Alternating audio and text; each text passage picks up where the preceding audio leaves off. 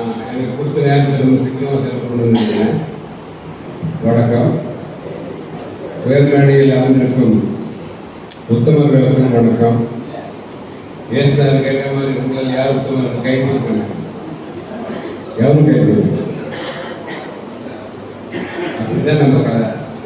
ரொம்ப சுருக்கமாக சொல்லணும். நம்ம விஷயத்த நீங்க எல்லாரும் தேவையில்லாம பயப்படுறீங்கன்னு அந்தந்த காலகட்டத்தில் நடந்துட்டே இருக்கு. நம்ம பாட்டம் பண்ண தப்பு நம்மளை இந்த நிலைக்கு இருக்கு. நம்ம பாட்டை அப்போ தெருவில் இறங்கியிருந்தாலும் இந்த பிரச்சனை நம்ம இருந்திருக்காரு.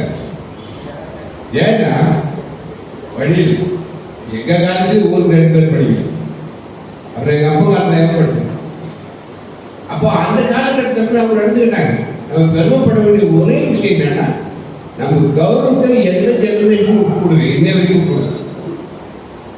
இது மாத்திரம் தான் நம்ம நிலையான ஒரு சக்தியா நடந்துட்டு இருக்கோம். அதனாலதான் முக்கியமான ஒரு விஷயம் என்னக்கா, நீங்க நினைச்ச மாதிரி இல்ல, முறையே கூப்பிட்டா 1000 பேர் நான் நாளைக்கு கட்டுமா 1000 பேர் ஏன் சொல்லுங்க, ஒரு 10 நாள் டைம் கொடுங்க, 1000 பேர் கூட்டி காட்டுறேன்.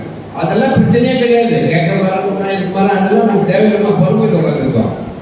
நான் சொல்றேன், இந்த பிரச்சனைக்கு இந்த ஒரு 10 வருஷம் தான் கேட்கும். 10 வருஷத்துக்கு அப்புறம் என்ன மாதிரி என் வயதுக்கு பிள்ளைய 2 பேசிட்டு இருக்க.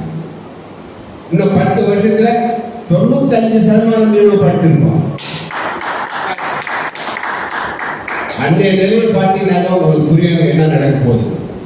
பயப்பட வேண்டிய அவசியமே இல்லைன்றாங்க. அந்தந்த காலத்தில் நடக்க ஒரே நடந்துதான் இருக்கு. நீங்க பயப்படாது, யாரும் பயப்படாதுங்க. அவங்கவுங்க என்னால என் காலத்துக்கு நான் அங்கே வந்த காலத்தில் என்னால் என்ன செய்ய முடியுமோ நான் செஞ்சேன். நானும் பெரிய அளவில் கொள்கை அளவில் சிங்கார வேலை நடவடிக்கையில் வந்து நான் தேவரத்ன அவர்களை மனசில் வச்சு தான் செயல்பட்டேன். அதை ஒரு தடவை நான் ஒரு பெரிய தமிழ்நாடு ஃபுல்லாக 3வது முறை சுற்றுப்பயணம் செஞ்சுட்டு வரும்போது வைகோவை ஏதோ ஒரு இடத்துல நான் சந்திக்கிறேன். அவர் சொன்னார் இந்த வார்த்தையை, இந்த மாதிரி அனைத்து கிராமங்களுக்கும் சுற்றுப்பயணம் செய்த ஒரே ஆளு நான் ஜீவரத்னம் இருந்தாங்க. எனக்கு தெரியும், அவருக்கு தெரிஞ்ச ஆளு. நான் ஜீவரத்னம் அதே கட்சி சேர்ந்தவர், அவருக்கு தெரிஞ்சாங்க. அவர் ஆணித்தனமா சொன்னார். ஆனா அப்போ பாவம் கால்நடையாகவும் சைக்கிள்லையும் போயிருக்காரு. நாங்கள் 5 காரில் போனோம். அப்போ எப்படி 100 வருஷத்துக்கு முன்னாடி ஒரு மனுஷன் எந்த சிந்தனையில் நடந்திருப்பான்னு பாருங்க. காரணம், கப்பல் பணிக்கு நம்ம ஆளுங்களை வந்து இன்னைக்கு அந்த வாய்ப்பு கூட இல்லாமல் போயிருக்கோம். அவர் இல்லைனாங்க, ஜீவனத்தில் இல்லைனாக்க அந்த வாய்ப்பு கூட இன்னைக்கு கிடைக்கிற வாய்ப்பு இல்லாமல் போயிருக்கோம்.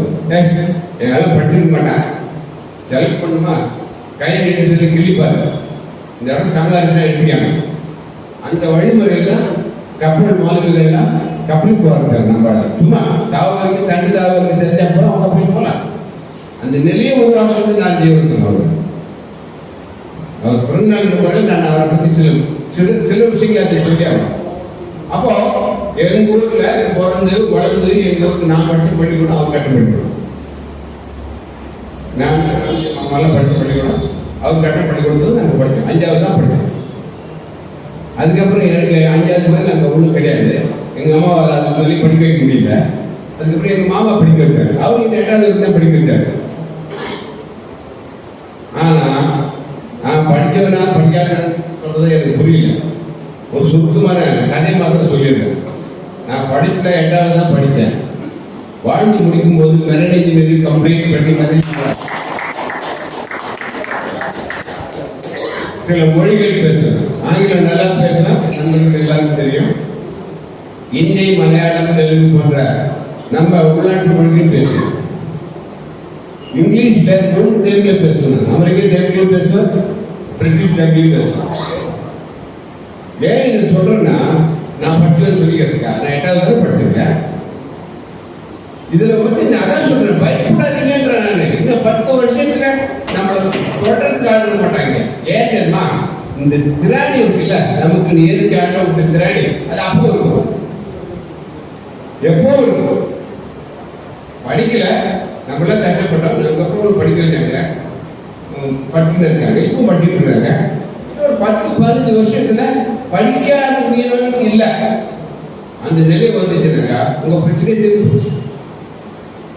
அதுக்கப்புறம் படிக்க தெரியுது, எதுக்காக படிக்கணும்னா அதுக்காக வேலை செய்ய போறோம், அவ்வளவுதானே. அதனால நீங்க தயவு செஞ்சு தேவையில்லாம பயப்படாதீங்க. நம்ம இனத்தை பத்தி படித்தவர்கள் படைப்பாளிகள் ரெண்டு பேரும் ஒன்று தானே. படித்தவர்கள் படைப்பாளிகள் ரெண்டு பேரும் ஒன்று தானே. இப்போ படைப்பாளிகள் சொல்றாங்க பஞ்சாயத்துக்கெல்லாம் சேர்ந்து, ஏன்னா நல்ல பஞ்சாயத்துகள் இருந்த காலத்துல படித்தவர்கள் இல்லை நம்ம ஜாதி. நீ சொன்ன கருத்தா நல்ல பஞ்சாயத்துகள் கிராமத்தோடு இருந்த காலத்துல படித்தவர்கள் இல்லை. எவ்வளோ ஊருக்கு ரெண்டு பேரும் படித்தான். சத்தியமாக சொன்னேன், இப்படி ஓப்பனாக சொல்கிறேன். படித்தான் கிட்டத்தட்ட அவன் ரிட்டையர் ஆகிட்டு அவன் மீண்டான்னு சொல்லியிருக்கு. என்னால் எண்ணிக்கையில் சொல்ல முடியும். அந்த காலத்தில் படித்தவங்க மீண்டான்னு சொல்ல மாட்டேன் தெரியுமா? யாரும் ஒருத்தர் தான் சொல்லுவான். நம்ம ஜெனரேஷன் கிடையாது. இதுக்கு முன்னாடி இருந்த ஜெனரேஷன் இருக்கவங்கள நடராஜன் செட்டியார் எப்படி சொல்லிட்டே போகும். இப்ப எல்லாம் படிச்சுட்டு இருக்கோம். நம்ம வீட்டுக்காரன் சொல்றது தைரியமா சொல்றோம். அப்ப படிச்சவங்க சொல்லவே மறுத்தாங்க. இதுதான் மாற்றங்களுக்கான அது யார் வரல சொன்னா அதை பஞ்சாயத்து சொல்றாங்க. ராமலிங்க உட்காந்துருக்காங்க. நல்ல காரியம் என்னன்னா பேசிருக்காங்க, அது ரொம்ப நல்ல காரியம். அவங்க நினைக்கிற மாதிரி பஞ்சாயத்துகளை இப்ப இருந்த கமிஷன் இப்ப இருக்கிற பஞ்சாயத்துகளை வச்சுலாம் ஒன்றும் பண்ண முடியாது. எதுக்காக படித்தவர்கள் தான் பண்ணுவாங்க முந்திரி